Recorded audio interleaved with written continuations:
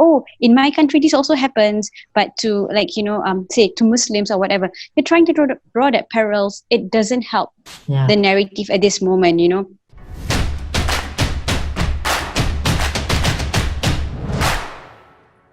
I want to say thank you very much for giving me space to, we talked about recording, merakam, capturing the voices, right?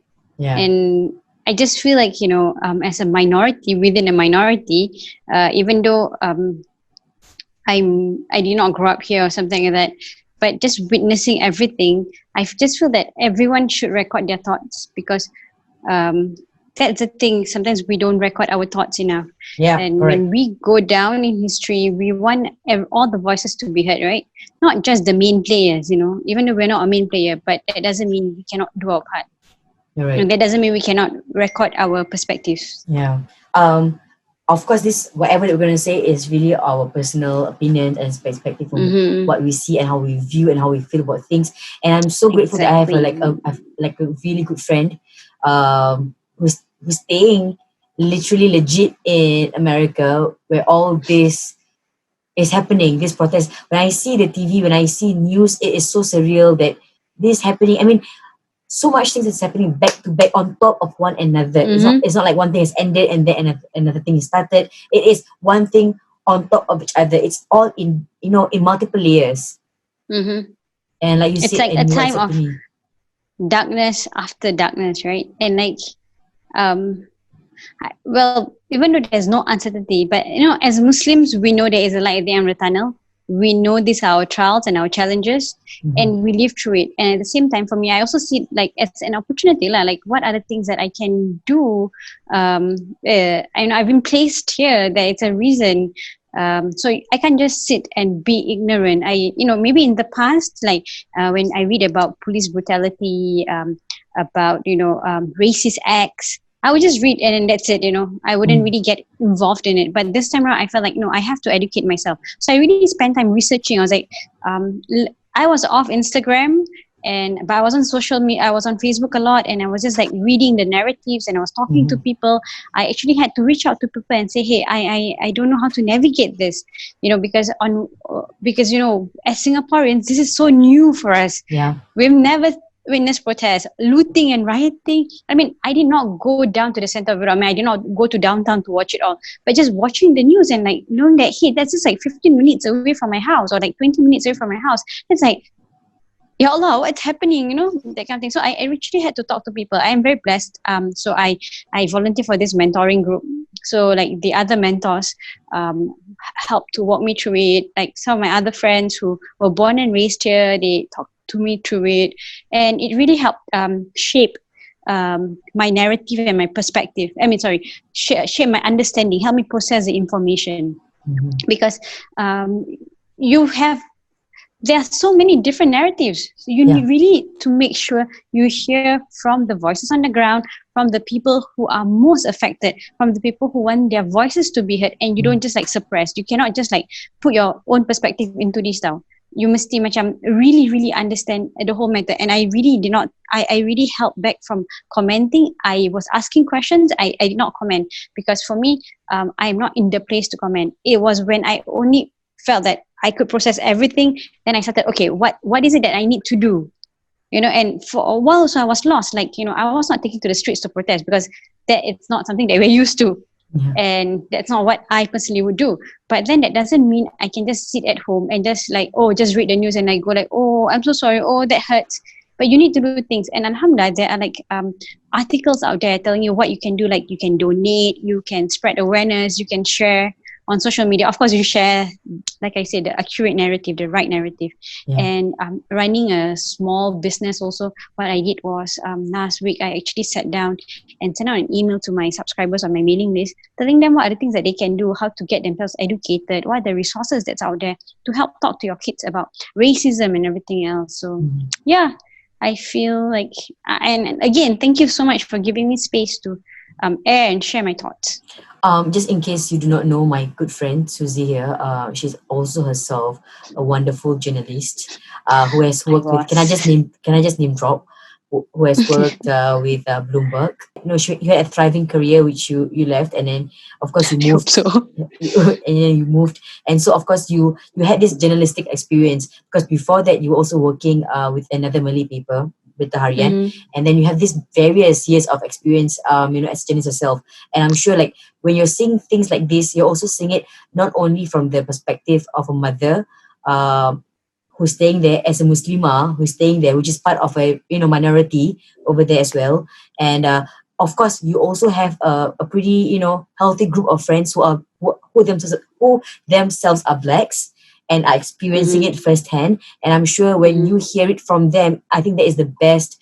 They give you the best narrative, like, basically, because they are experiencing it firsthand. They're not people like me, who is probably trying to make sense of things for them. Yeah, but even when you have black friends, how you approach the matter, you have to be very sensitive. For example, Yeah. I did not reach out to my black friends and ask them like, "Oh, what's happening? What is this? Can you explain it to me?" Because when you ask them, "Can you explain it to me?" Like, when there are so many narratives out there, they feel like, "Oh, are you not hearing my voice?" Because there was one lady, actually, like, she actually reached out and said, "Oh, any of the black sisters who want to write on her blog, to kind of like amplify their voices."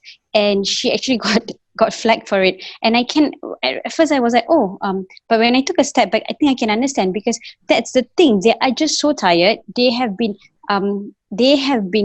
trying to get their voices out, and it's being suppressed for so long. And now with so many resources, you are still wanting me to explain it to you. It's like, to them.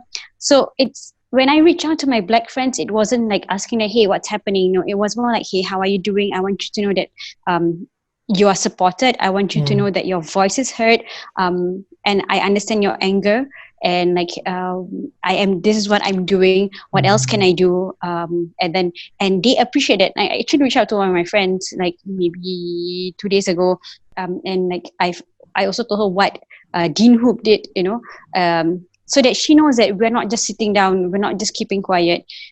What makes it a bit painful for them is when people start doing things like, "Oh yeah, this happens in this community," as in America, Black Lives Matter, and then people who are from like Asian societies or other countries are trying to say like, "Oh, in my country this also happens," but to like, say to Muslims or whatever, they're trying to draw that parallels. It doesn't help the narrative at this moment.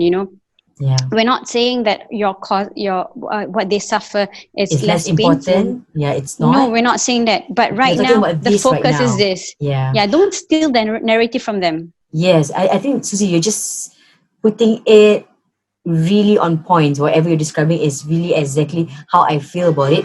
Of course, there's so many causes in the world we're talking about. There are, of course, worse off. There's always a community of people that's worse off. If you were to say, "Oh, ni kalau kesian, ada lagi kesian," for sure, it will never end. Kalau yang ni miskin, ada lagi yang lagi miskin. That is for sure. But what we're talking about is, you see, this is what we are experiencing and who we are feeling for. Let's focus on this matter, like Black Lives Matter. Let's focus on that, because there's some people taking it away, like, "Oh no, I believe in all lives matter." For sure, all lives matter, but the current issue is this, and let's not run away from the topic, from the subject matter, which is the current topic about George Floyd. So when you reached out to your black friends, I think this reminds me of like how we experience the difficulties in not knowing how to reach out to people. Yeah. And when your friend, for instance, is going through a bad patch, it's also very important on how you react to how she shares about her experiences, because so many times we often draw parallels to what they are facing. If someone tells you like, "You know what, I am feeling down, my workplace is such and such," you go like, "Actually, not so bad. My workplace is even worse." That is not making matters better for any one of you. They just want to be heard, and like, and you must basically, it's like amplifying the voice. Don't suppress the voice. Don't steal the narrative from them. And when I talk about stealing the narrative, so one of my friends, she actually went down to the protest, and then after that, she was sharing how it was initially. So on Saturday, in Utah, in Salt Lake City downtown, they had protests like daripada around 11 a.m. and initially it was really peaceful, and then after that suddenly like rioters and looters came, people who were like stealing the narrative from them, and it's like those people who came to riot and to loot, they were not even there for the real cause, which is Black Lives Matter. And she was sharing that narrative, and I asked her, hey, can you make it shareable, because people need to hear from those who are on the ground. And I reached out to her to ask, hey, I see what's happening right now. I know you were at the protest. I'm very proud of you. You're very brave for doing what you're doing. Are you safe? That kind of thing. So when you ask that kind of questions, it helps. And for me, I also ask my other friends who are non-African American, like, okay, am I doing enough? What else should I do? How should I approach the matter? And they help guide me. So I'm very blessed in that sense. Alhamdulillah, I have friends who are very willing and very patient to guide me. Talking to the right people who are genuine, people who grew up here, who really understand the matter, that really helps. And the ability to listen, because most of us, we actually listen to react and not listen to understand. That is really a skill that, over the years, I myself is trying to work on that skill. The skill to just listen and understand what is going on, because that makes you a better friend and a better person. Because I think we took this actually off camera. We're just discussing it on WhatsApp about us also, taking this narrative away from the main narrative about understanding ourselves. Like, are we one of them? Are we a person who discriminates ourselves?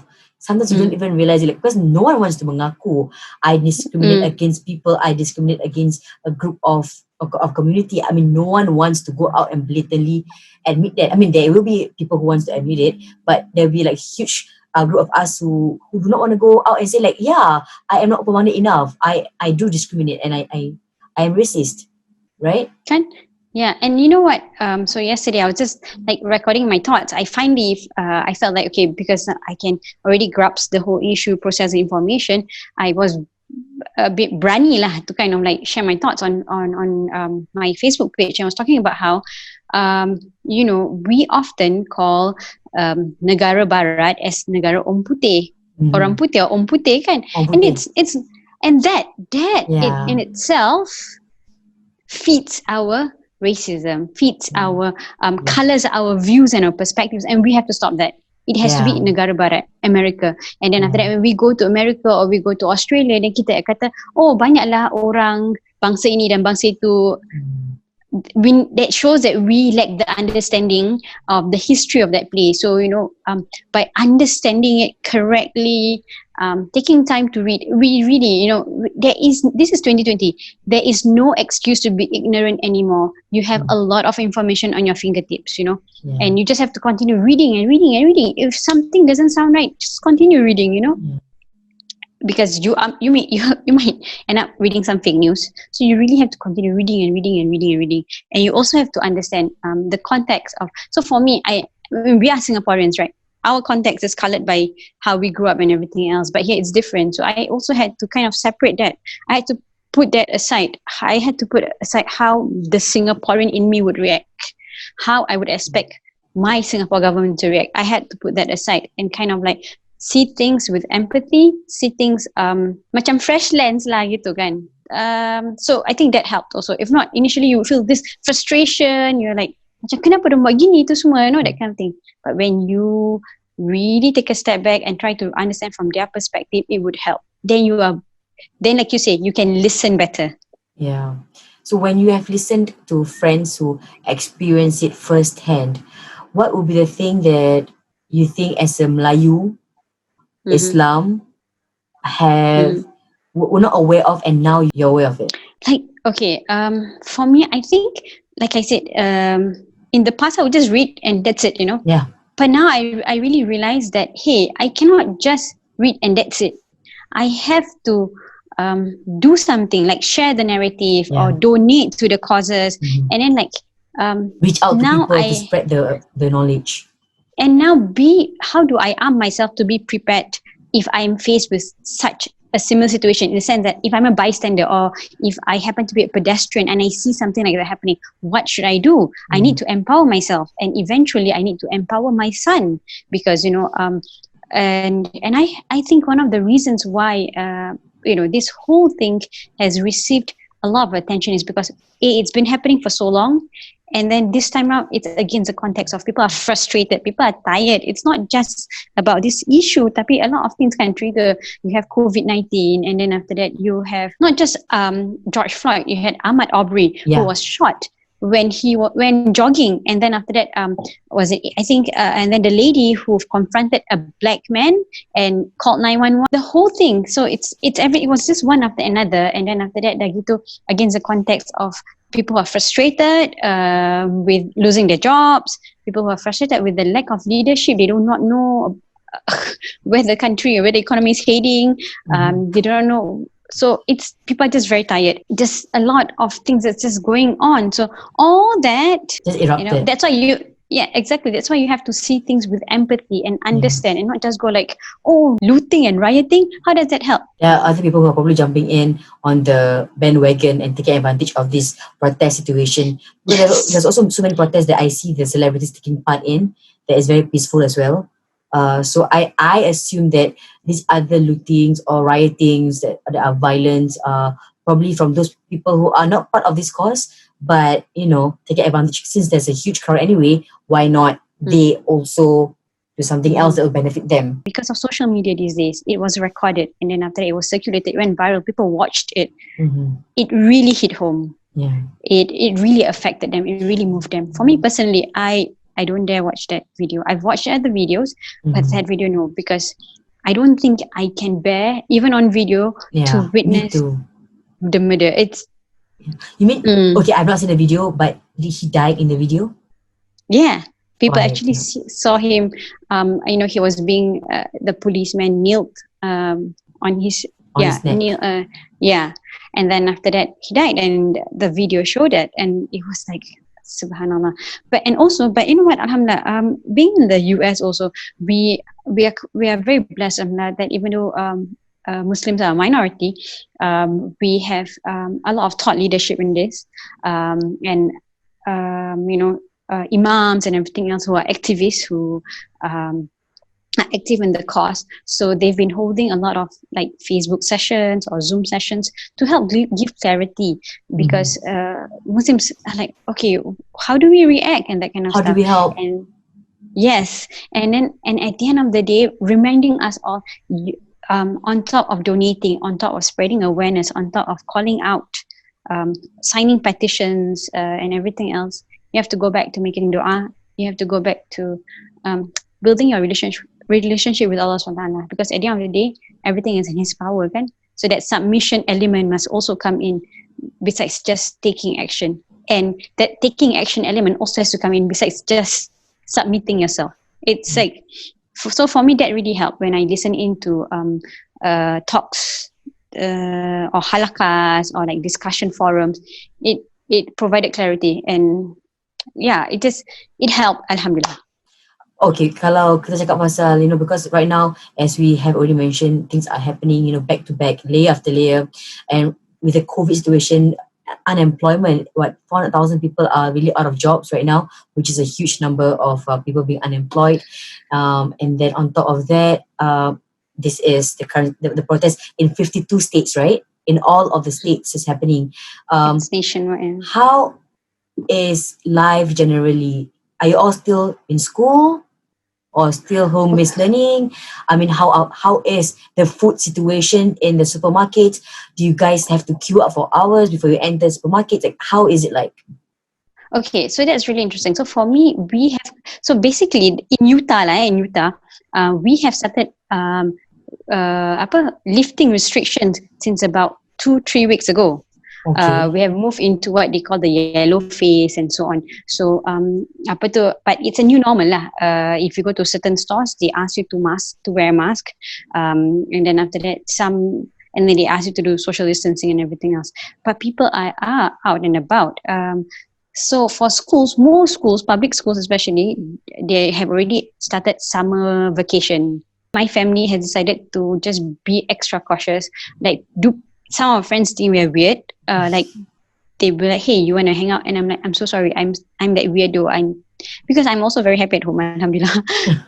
So in some ways, physically, we are isolated from all this craziness because we choose to be at home. But because of the access to the news and everything else, we make sure we know what's happening.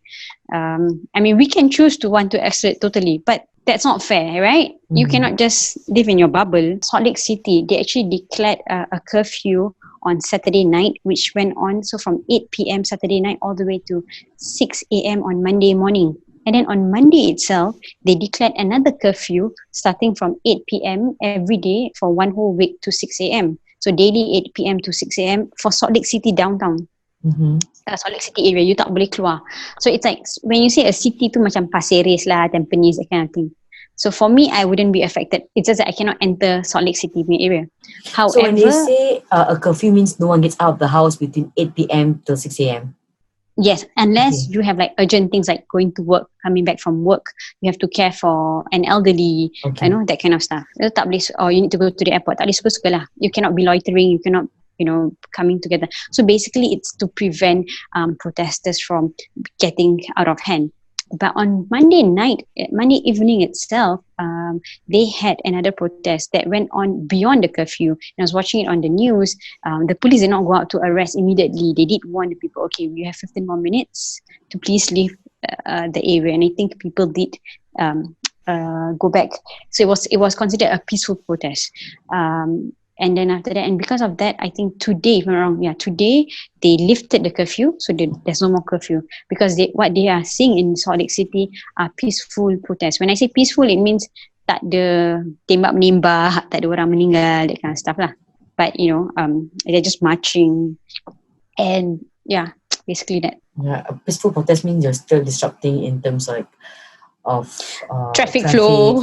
Yes. But back then there's no injuries, there's no death or like burnt cars Yes. We had that on Saturday. We had 2 burnt cars on Saturday. Near your place? Yeah. In Salt Lake City. It's about 15 to 20 minutes away from my place. That's quite near.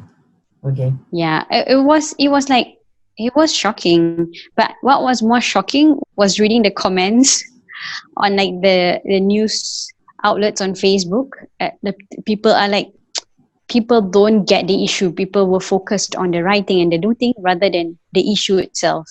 So that was quite sad. I actually had to stop myself from reading the comments because that made me more depressed. I know you're a very emotionally involved person in whatever that's happening, and I don't know how you cope with so many issues that's happening that's surrounding you every single day. I just remember it felt like it was yesterday. You texted us. You were like, "Girls, please make dua for me. There was an earthquake that just happened. Yes. I could feel the tremblings. I actually packed my bag and made sure it's by my bedside when I sleep. So please make dua for me." And suddenly COVID COVID was, just happened, and then Imran couldn't go to school, and then now this protesting is just around you. So I don't know, like I don't even know what to say to you sometimes. Oh, you're so sweet. Well, I just see it like I am in the midst of change, you know. Yeah. We have change unfolding. You're alone there with no family, right? It's true, but at the same time, it's like there must be a reason Allah SWT has given me this opportunity, right? And I have to make use of this opportunity, and which is why you and I talked about recording my perspective, my thoughts, because one day we want to look back on it and like ask yourself, did I do something? And it's also a reminder for myself, first and foremost, that I have to continue doing something. This cause is going to go on. It will. Things don't change overnight, right? Yeah. It's going to be an ongoing cause that we need to continue to fight for, and we should not like, oh, sekarang ni because everyone's on a high about it, oh, kita pun high. But nanti, a few months down the road, something else comes up and we forget about this, and then we don't support this cause anymore. That is most likely that may happen because we are living in the social media world where viral things take place so fast, one after another. Things which may cause like a really a ruckus right now, makes everyone really upset and uptight, and unify everyone. Me just the next day makes everyone forget about it when another thing that's more current that happens. And that's why I think everyone went on for the Blackout Tuesday thing, and make sure everyone takes the same thing, so that we have the issue still be the number one issue to be talked about. Yeah, and basically, for us as parents also, it's a good time for us to ensure that you have diverse books at home. You talk about diversity with your children, and in fact, Sesame Street this Saturday, Sesame Street will have a town hall to talk about racism. And I think for us as parents, we need to empower ourselves how to talk to our children about racism, and how to encourage our children to be able to call out when they when they witness, or when they experience it, and how to do so in a measured, calm, and intelligent manner. Because how you react can have ripple effects. Yeah, you are so right about it. That's to react in a measured calm is a skill. Yeah, I know. When you read all the news, how do you guys feel actually? To be honest, it's a very sensitive topic. If you say the wrong thing and it gets misconstrued, and then my good intentions will not be directed correctly. But I completely agree that we should not take the narrative away from the hashtag Black Lives Matter, because that is what we are focused on right now. Please don't run away from the fact that all lives matter, or of course all lives matter. All lives matter all the time. But I think it's important, like you say, read up on things, or if you're like a more visual person who likes to watch videos, go and watch videos with great interviews, great in-depth interviews with people, with Black people who will share their own narrative, which I think is first-hand information. In fact, there was also, I think they did an interview with Barack Obama, I think about 4 years ago, about why is it Black Lives Matter and not All Lives Matter. And I think what he explained within 40 seconds was just very on point, and it completely describes why respecting that hashtag or respecting that issue, Black Lives Matter, is so important. It does not take away the fact that other matters or causes are also important, or even more important perhaps. But right now we're talking about this, and let's focus on this at this point. Yeah. Yeah, and I've had like friends who are here who did not grow up here, maybe, or like people with a different perspective, who are like, oh, why is the need for protest and everything else? But at the same time, if you see things are moving, all the 4 officers involved have been charged, are facing charges, sorry. And in fact, they even before this they weren't, right? The charges. Yeah, before this it was just like that one particular officer. He was arrested, and then after that, his charge was I think it was 3rd degree, and then now they have upgraded to 2nd degree. So the voices are being heard, but of course, it's not. You cannot just focus on this matter. They are fighting for a bigger cause. They are fighting for more awareness, and I see a lot of people sharing, like, what are the resources, buku tu semua. And I was talking to my husband about it, and we were like, even for us, this has been an opportunity for us to educate ourselves. So changes are happening, because when we educate ourselves from home, you are inshallah growing the next generation who will be more acute and aware of this like issues, you right? probably have seen this or heard this quote that says like racism is not something that you are born with, it is taught. And it is something that I hope I will never have to teach my kids about, or they will never face in their lives ever. To look down on the on anyone in that matter, not just about skin color, about disabilities and other communities that's not the same as us. I think that's true. I think, as as I was talking to you, that because when we are here in our own community, we're really very much sheltered. Like, these are my friends, these are how my friends are like, and so when you go out and like for you yourself, Susie, you're like out in a community that is completely different from how you grew up in Singapore, and I think that completely expanded your views and perspectives on life. Well, sort of. At the same time, you also have to remember Utah is not very diverse. Utah is predominantly white.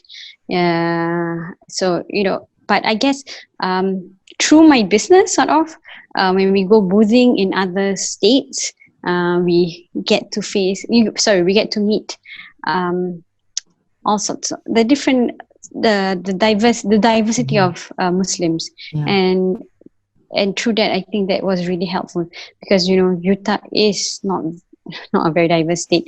But you know what? Alhamdulillah. Yeah. But do you know? But again, it's this cliche as always. But also the beauty of how things are right now is that in this protest, in this fight against finding equality, or like in trying to kill discrimination and racism against the blacks, you see a lot of beautiful protests happening. The whites and the blacks are sitting together.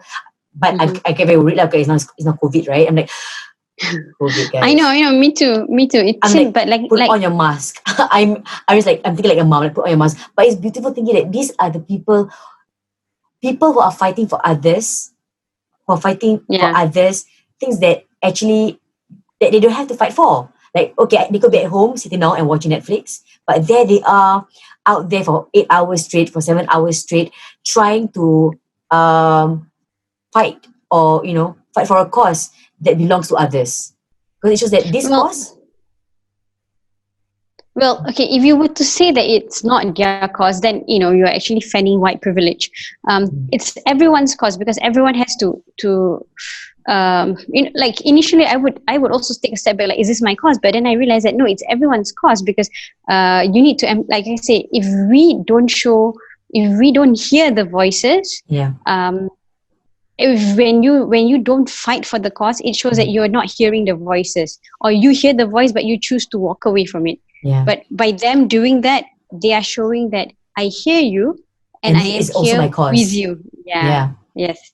Because at the end of the day, to change it, you need everyone to be on board. You need the voices of the majority, And when you talk about like people of different race groups coming together, you also see policemen also taking kneeling in together, taking a knee together with them. So it's a reminder lah. There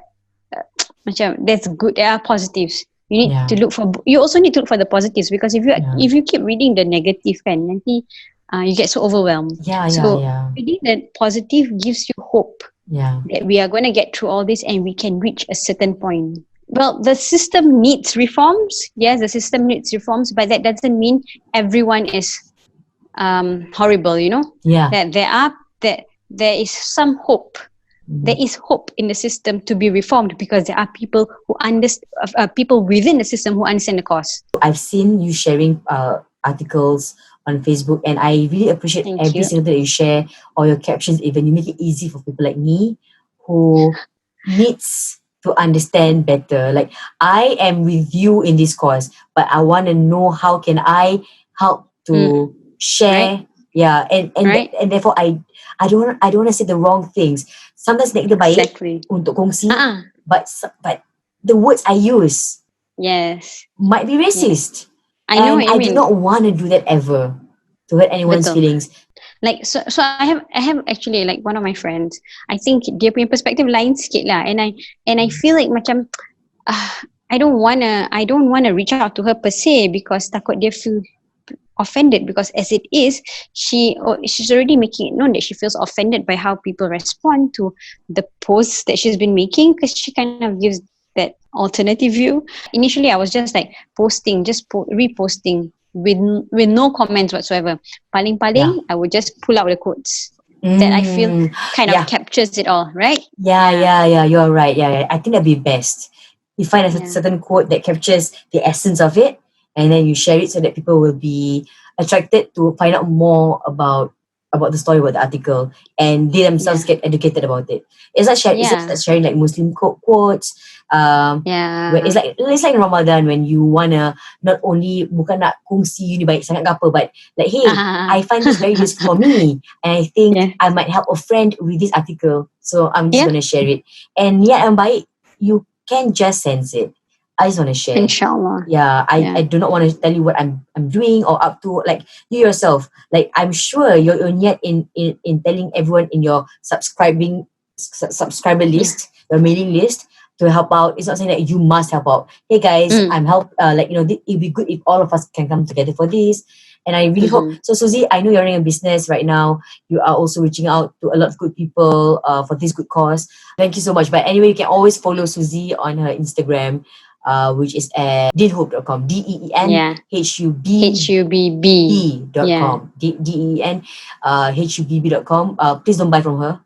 If you're from Singapore or Malaysia, please, and Indonesia, please don't buy from me. I get stuff from Nusantara, from that region, Yes. So I don't want to charge you crazy shipping costs, but you know what, I've had people who like reach out to me and ask, hey, can I buy from you? And I'm like, no, I'll just redirect you to someone else, because it's not about like, oh, I want to buy from me, it's not, it's about like making things affordable and accessible to others.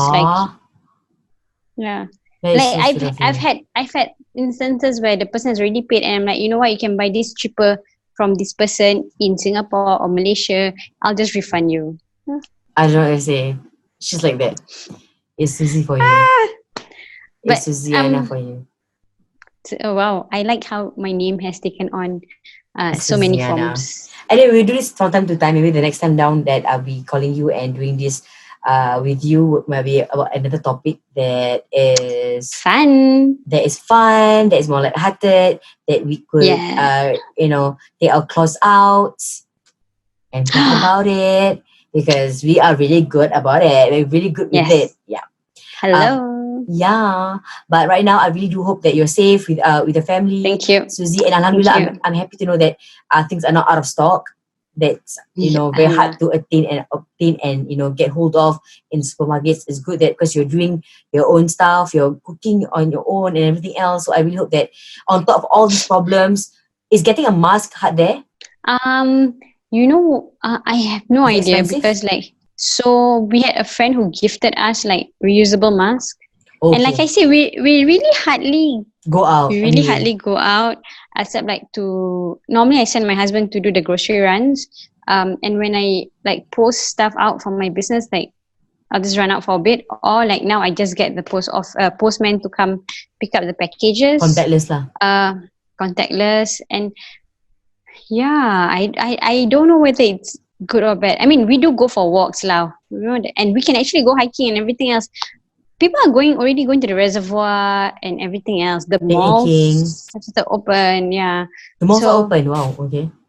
So it's just that maybe, like I say I am enjoying this seclusion. I feel like I get to choose what I want to interact, who I want to interact with, and who I want to be engaged with.